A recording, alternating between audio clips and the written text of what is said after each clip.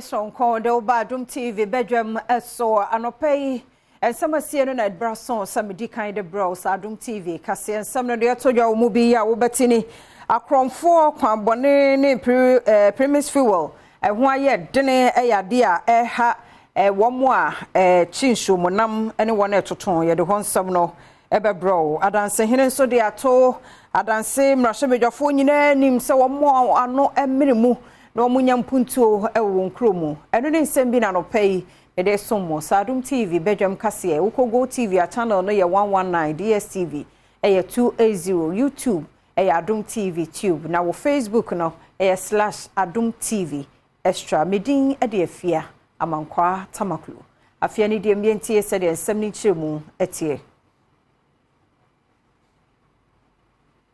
pani ya wono na da inland fishmongers ano ewo amantam dunsia ne mu nyina ye asi anlo ene wo se afarefo won mo breye papa so wo mo edin shomunam no efri amantam bi mo ba enkran ha no emu odin akromfo tata wo mo kwan no so nye titru pando de bankran no eniema bebre koso wo hono mo a enhyeda nkoye nti wo sra ban ne mpanifo so wo mo Adom TV kase ne no edin komoyi ye nam no ye di free abotiase Dambai, Yeji, Germany, Mando, you can name it.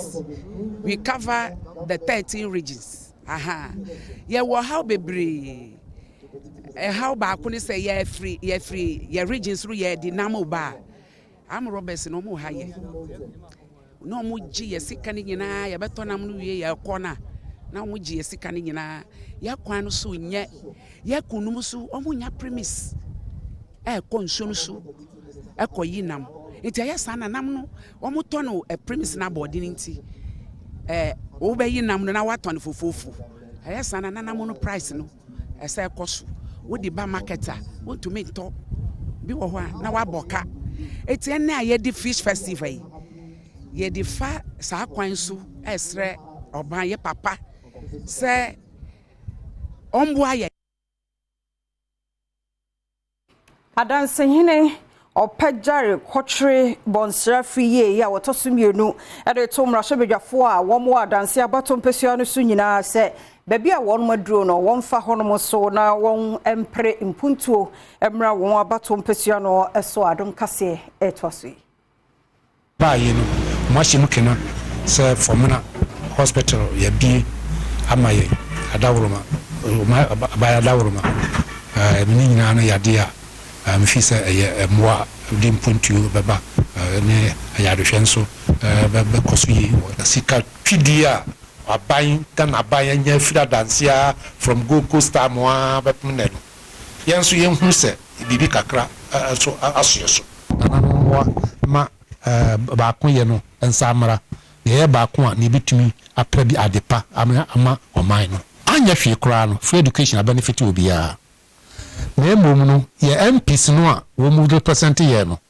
wo mu na me de me fi se wo mu no netumi aso mutumi agi bibi ade bre ye a me ka se na nanom kra no pese wo pese na nanom kra be e kan mo na nke kwa na nka ye nyina no ye ko ne akosre bibi enti no min put you the akwan ya kwan ye inclusive toilet nyuma nkofo be ye one district one factory ya hunu bi ha aban no anu nka ya MPs no be hunu se asese wo musutumi prema ye no ye nema bebre hospital dia wo msa abade nanso no ya obi na start ye anu mbeto aso na mmom no dia pa ni bitumi dia nsese ye bo se adanse aban yi baaye dia ye nyani apart from free education ya ye nyina benefit ye so enti no ni nyina no gina ye kokos no so ni pensia ana ewo parliament itimi hu di ntra adanse yenko ano ese ke hu kire sa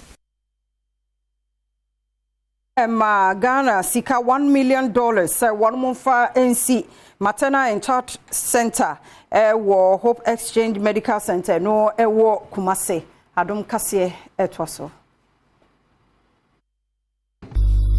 in agriculture, education, governance, and security. And every year we invest about $12 million to improve the health and lives of mothers and babies and children across the country. We make these investments because we know that the quality of maternal and antenatal care means that healthier moms and newborns means healthier families, healthier communities, and healthier Ghana. General Manager Adom Hope Exchange Medical Center Owura Dominic Osaikofi what they atudwa achem say saa dwumedi a yedi ne ɛdan no sɛ bosome afe ene fa yesi ɛdan no wie ɛdan no ɛbɛma yɛn akwanya ama ya bai ɛma ene emofra ayaresa ɛhwɛ dwumedi no mu eye ɛdan bebre wo mu a baabi a dwumedi bi asisi di ma ɛma ne nkora no ebinya baabi adi ɛwɔ side den nti ɛbɛbo am yɛtuma hwɛ ma ene emofra yi abetodwa sɛ enipa mienu de sisi sɛ wɔn ato nananom nsia do ɛwɔ ntɔkwa bi ayi ne ti ɛwɔ kuro bi so wɔ kyerɛpɔne mansini mu wɔ north east mantam ne mu Ghana Okwenja, in fact, wo Brian Kasa takes you more than an hour before. Although wahaya, but nam say nature of the road NNT. We best struggles and sana what I could do. But she said there, oh yedayamiasi. Where they are just 24 minutes. The Yaniaji says canana a car be ubisikwa or 95 for Matache and Hosa, she said the Yamiadum. In Adom come and carry BSS regional minister by Omaya Diama, see Niaji. The coin there come up. A first idea sending Susie talk a few no, can't you ain't me call. My coin is here there 30 minutes with my drew and she. Minister, now. Facha ye nyasa no eno enti eno ye bepeneche near the abantu we no ye enche dade so e kwan no ayaye wo Western North Mantam no emu no. And I would say, and me and so now young coins and for more so for bedi a chair or her fisheries and aquaculture development so Moses and in South no national security for can one boom, one more area in Shomonamo Equa may be sworn on behe now one sack woma a fee fish festival no a diase and odin semi etuja. And now your tarpaulin system, your concrete holding tanks, and your earthen holding tanks. I don't know so why your buama and namno, you better importation of fish. So, see, ya no more bomamani. Say, Binuma started the tilapia. If you are manonene, if aquatica at the Baumanum, you better want some maka. Since you know, normally yen namni biwaha. No more yen wahadia, normally my Juma man crofone, your beer, let's see a bomb who bang. No mutimi or modino mo yen han emutre na ema ensakwa ano na ma adwuma bu na yufu nso nya bi ye.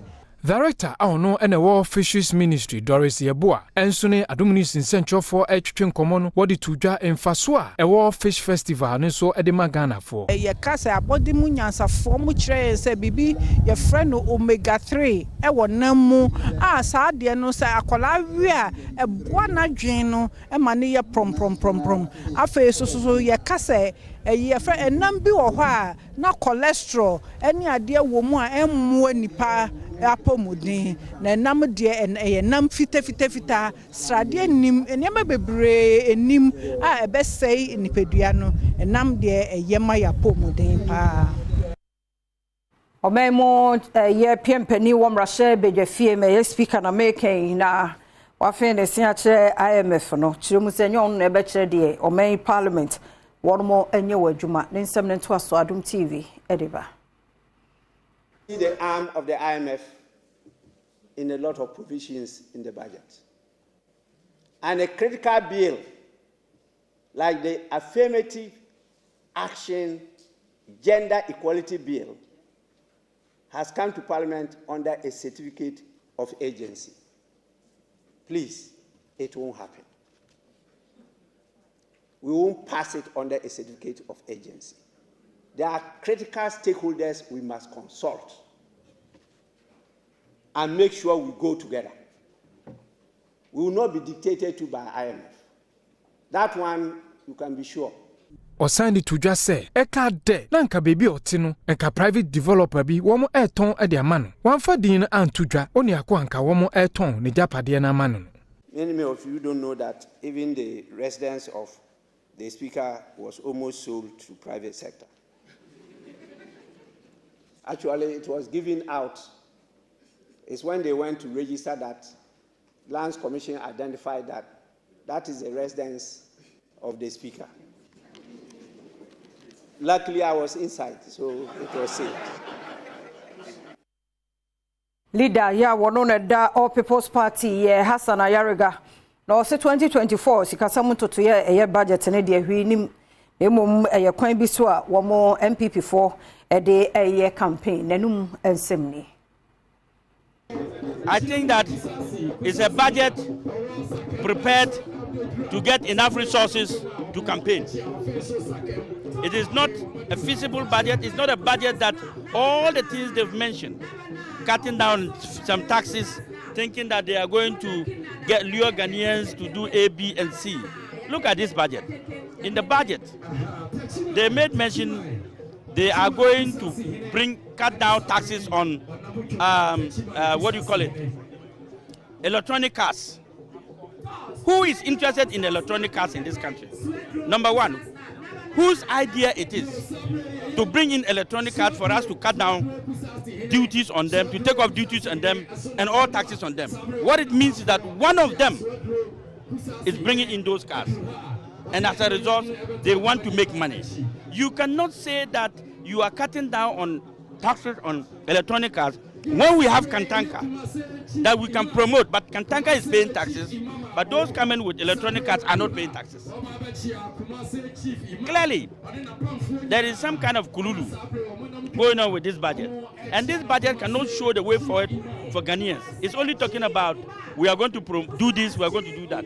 They have said this over the period, and they have not been able to fulfill one budget policy they raised last year. So the finance minister should have come, when he came to the parliament, he should have told us that they have completed A in their last budget, B in their last budget, C in their last budget, and now they need more to raise the next budget. But they came without any resource of what they have completed. So clearly, my brother, if I ask you what this budget is, this is called a campaign budget. Make us say, Mentime Wasibi Yamanimuso, a more traditional area ho. Nina say, Nanamo de son ato, de day you are normally a dear. Nanso, I see a barbeto jar say, or hine kumebi a woman dear Bunaniagu, Sanche Shena, and Anamo Tankuna, Eddie Jumano, dear Kosoho, any. Nana, sorry, say, Atna say, Edinaso say, ye, more, ye buy and your net. Yaba, Titi, 17th centuries.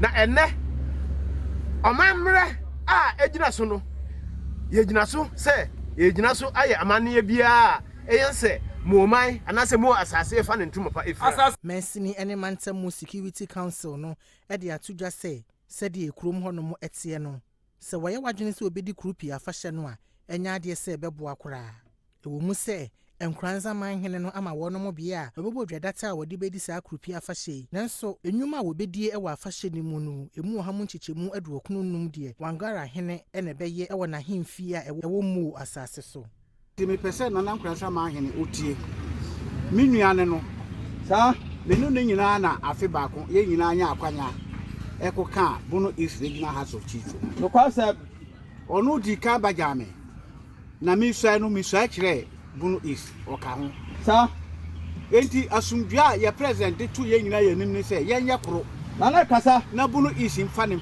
ntuma pa emfira apiao nana yegima hene ono na ye president ema bunu is regional house of chiefs na ono eno de tu yanim se esese ye kabom na ye region no etumpon Nana ya wono ewo boy so ewo awi mensimu ewo Western North Mantemo ye nana kwadwomia otosomi ensa ordinary say to aban no nim say one more health center na ewo ho no aban pepejemu na enye polyclinic ma won Adom kase edi nkomo yi one committee wo kru aye nyina e kan ya adwen bom say esese ye boa na theater e ba krum ha na fe so Yetmiya doctors bando na yede to Nana Akufo-Addo dankwa oye president animu se yesre na emre dane a boyenso fo so ye pese dane ye ho se na dawroma ompaja ye health center no ana ye clinic no enko polyclinic se ne be ya obi fo awo so ne sese ye operating na ye de ne beko ehaya Owin Mensini Penny Quanchira for Sharp Muden Hon Samso, Joseph Asigri, Ejitu say, Wonum Health Center no, and when here, so Pijamu Air Polyclinic and say, any Padu or buy a Resabia Honomono to say, Wonum Wado Sopa. They stand from here to Enchi, which is our municipal capital. There's a need to elevate it because the road here is not good and it's quite far. So if it's elevated, we provide comprehensive services here. It will address the challenge. Because others from places like Asemkrum, which is quite far, almost close to Elubo, they come here to access services. And so if we elevate it and possibly get a doctor here, probably have it as a polyclinic, it will really help the municipality. Aminina no so, na Adom TV, Badwam Kasia na no pay. Memfancy has a dia, so